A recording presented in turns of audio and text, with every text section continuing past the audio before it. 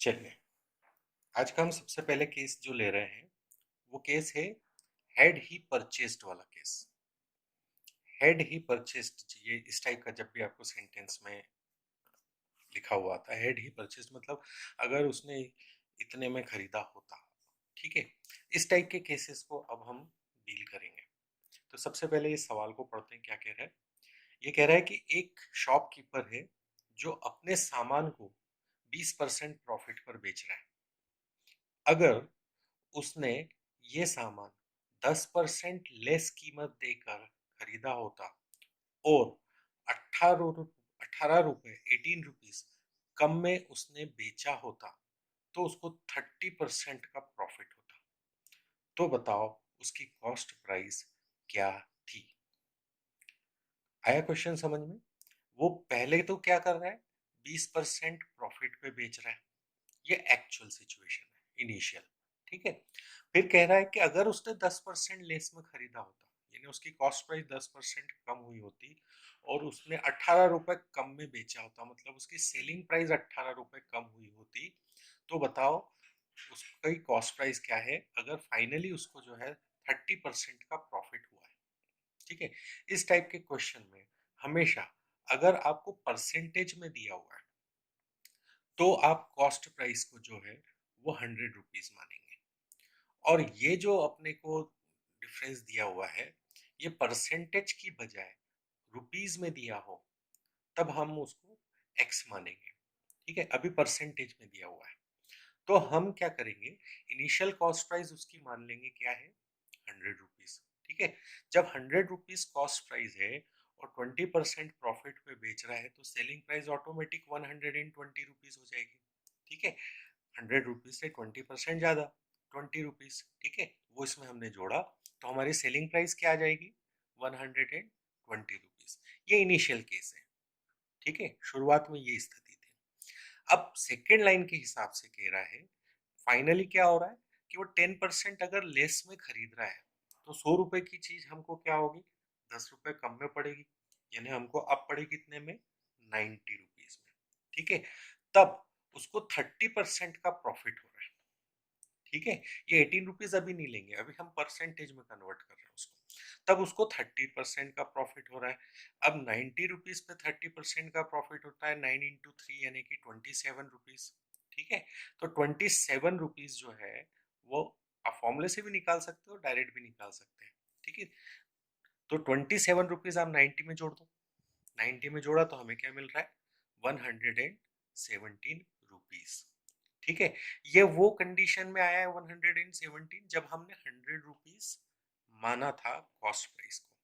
ठीक है, लेकिन एक्चुअल में हो क्या रहा है कि वो 18 रुपीज कम कर रहा है। ठीक है, अब यहाँ पे जो कंडीशन में हमको दिख रहा है, यहाँ पे अगर मैं इसको 120 रुपीज की बजाय 120 यूनिट्स मान लेता हूँ तो यहाँ पे हमको 117 यूनिट्स मिल रही, मतलब कि 3 यूनिट्स कम हो रहे हैं उसके। हर 100 यूनिट्स पर उसके 3 यूनिट्स कम हो रहे हैं, बट एक्चुअली उसने 18 रुपीज कम किए। इसका मतलब ये जो 3 यूनिट्स कम हो रहे हैं हमारे क्वेश्चन में, हमारे सॉल्यूशन में, वो एक्चुअल के 18 रुपीज के बराबर है। तो अगर 3 यूनिट्स 18 रुपीज के बराबर हुए तो हमारी कॉस्ट प्राइस तो 100 यूनिट्स है, तो 100 यूनिट्स किसके बराबर होगा, 600 रुपीज के बराबर। Question is solve. ठीक है, फिर से इसको शॉर्ट में एक बार रिवाइज करना है कि हमने क्या करा, 100 रुपए मानी कॉस्ट प्राइस और 20% का प्रॉफिट हो रहा है। ठीक है, तो 120 रुपए में उसने बेचा। अब उसने 10% अगर लेस में खरीदा तो 90 रुपीज में खरीदा, तो उसको 30% का प्रॉफिट हुआ, यानी उसको 117 रुपए मिले, है ना। तो यानी उसने एक्चुअली 3 रुपए कम किया। अब अपने 3 रुपए सवाल के 18 रुपए के बराबर है, यानी अपना 1 रुपया एक्चुअल के 6 रुपीज के बराबर है। तो अपना 100 रुपया एक्चुअल के कितने के बराबर होगा, 100 × 6 यानी कि 600 रुपीज। ठीक है, this is how you solve head he purchased वाला क्वेश्चन। ठीक, अब इसका एक और क्वेश्चन करके देखते हैं हम। ये क्वेश्चन क्या कह रहा है, ठीक है, ये क्वेश्चन कह रहा है कि एक बंदा है जो 10% प्रॉफिट के ऊपर अपने माल को बेच रहा है।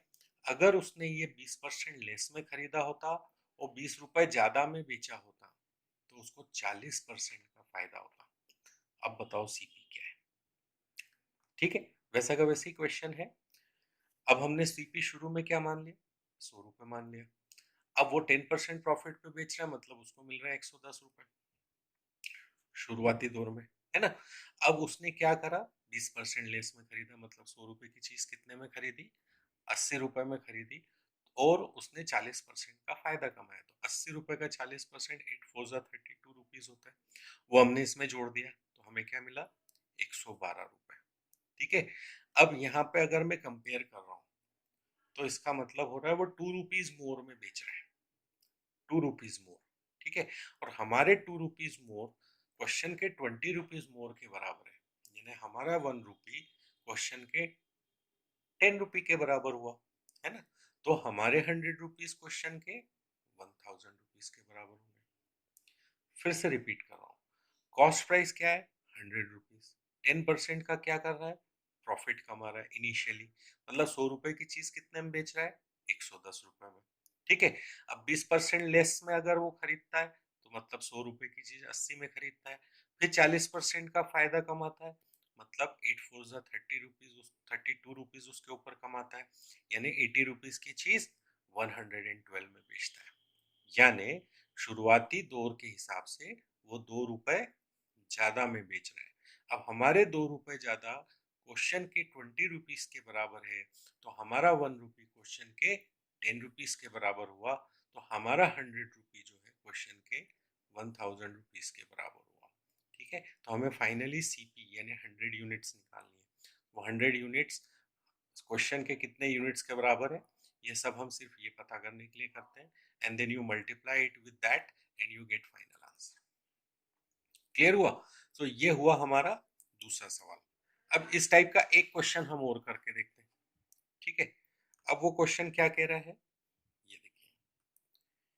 वो क्वेश्चन ये कह रहा है कि एक बंदा है जो अपने सामान को 25% प्रॉफिट पे बेच रहा है, मतलब वही 100 रुपए की चीज 125 रुपए में बेच रहा है। अगर उसने इसे 900 रुपए कम में खरीदा होता और बेचते वक्त 900 रुपए कम कर दिए होते तो उसे कुल 5% का फायदा होता।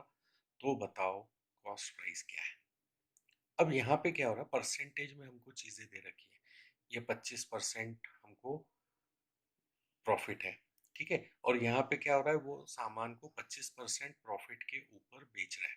ठीक। तो इनिशियली हम क्या करते हैं इस टाइप के क्वेश्चन, क्योंकि यहाँ पे 900 रुपीस में कम हो रहा है, परसेंटेज में कम ज्यादा नहीं हो रहा। ठीक है। तो हम शुरुआत करेंगे यहाँ से कि प्रॉफिट क्या कमा रहा है इनिशियली? 25%, मतलब 1:4 के रेशियो में। और फाइनली उसका प्रॉफिट बढ़ के 5% बढ़ के कितना हो रहा है? 30%, मतलब 3/10 के रेशो में। ठीक है। तो यहां से इनिशियली हमको जो कॉस्ट प्राइस मिल रही है वो मिल रही है 4 यूनिट्स और प्रॉफिट हो रहा है 1 यूनिट का। और फाइनली जो है कॉस्ट प्राइस हमको मिल रही है 10 यूनिट्स और प्रॉफिट हो रहा है हमारा 3 यूनिट्स का। ये यूनिट्स में आ गया। तो यहाँ से हम सीपी से एसपी निकाल सकते हैं। सीपी प्लस प्रॉफिट होता है एसपी। तो यहाँ से हमारा एसपी आ गया 5 यूनिट्स और यहाँ से हमारा एसपी आ गया 13 यूनिट्स। ठीक है। अब इसको हम हमारे क्वेश्चन में टर्न करते हैं। सीपीएसपी को इन टर्म्स ऑफ यूनिट हम कन्वर्ट कर रहे हैं। तो इनिशियली हमारे पास क्या था? 4 यूनिट्स ऑफ सीपी, वो यहाँ रख दिया। और एसपी कितना था हमारे पास? 5 यूनिट्स, वो मैंने यहाँ पे रख दिया। फाइनली हमारे पास में सीपी क्या हो रहा था? 10 यूनिट्स, वो यहाँ रख दिया। और एसपी क्या हो रहा था? 13 यूनिट्स, वो हमने यहाँ पे रख दिया। ठीक है। तो यहाँ हमको क्या पता चल रहा है कि सीपी और एसपी के बीच में जो प्रॉफिट गैप है वो 1 यूनिट का है इनिशियली, है ना। और फाइनली जो प्रॉफिट गैप है ये 3 यूनिट्स का है। ठीक है। तो सबसे पहले जो 1 यूनिट और 3 यूनिट्स का जो डिस्टरबेंस है इसको हमको सेम करना पड़ेगा, क्योंकि सेम होना चाहिए ना ये चीज। तो उसके लिए हमको क्या करना पड़ेगा कि हम इसको 1 का गैप है, 3 का गैप करना है, तो इसको 3 का गैप बनाने के लिए 3 टाइम्स करना पड़ेगा। सो मल्टीप्लाइड विथ 3, किसको? सीपी और एसपी दोनों को हम 3 से मल्टीप्लाई कर देंगे। तो अब हमारे पास फाइनल जो सीपी आ जाएगा, when you multiply it with 3, you get CP as 12 and SP as 15 with same gap of 3 units. अब देखो यहाँ पे 3 यूनिट्स का गैप यहाँ भी आ रहा है, 3 यूनिट्स का गैप यहाँ भी आ रहा है, मतलब हमने क्वेश्चन की इक्वेशन को कर लिया है बैलेंस। ठीक है, अब इस बैलेंसिंग को हम कंपैरिजन के सिचुएशन में आ गए हैं। ठीक है, कि कॉस्ट प्राइस में क्या हो रहा है, वो 900 रुपए कम में बेच रहा है, यानी पहले कॉस्ट प्राइस थी 12 रुपये या 12 यूनिट, तो अब हमारी कॉस्ट प्राइस हो गई 10 यूनिट, यानी ये 2 यूनिट का गैप हो रहा है। और हमारे ये 2 यूनिट का गैप क्वेश्चन के 900 रुपीज के बराबर है, यानी एक यूनिट 450 रुपए की हो गई। इसको आप एसपी में भी कर सकते हैं, 900 रुपए लेस में बेच रहा है और यहाँ 2 यूनिट लेस में बेच रहा है, यानी एक यूनिट हमारी जो हो रही है वो एक यूनिट किसके बराबर हो रही है, 450 रुपीज के। तो टोटल कॉस्ट प्राइस के लिए यूनिट्स हैं कितनी, 12 यूनिट्स हैं। तो ये 12 यूनिट्स जो हैं, when you multiply it with 450, you get 5400 rupees as your cost price। Clear हुआ ये क्वेश्चन? शॉर्ट रिपीटेशन फिर से एक बात बता रहा हूँ कि इसमें क्या हो रहा है कि वो 25% प्रॉफिट में इनिशियली बेच रहा है और फाइनली उसको 30% का प्रॉफिट हो रहा है, 5% मोर 30% का प्रॉफिट हो रहा है।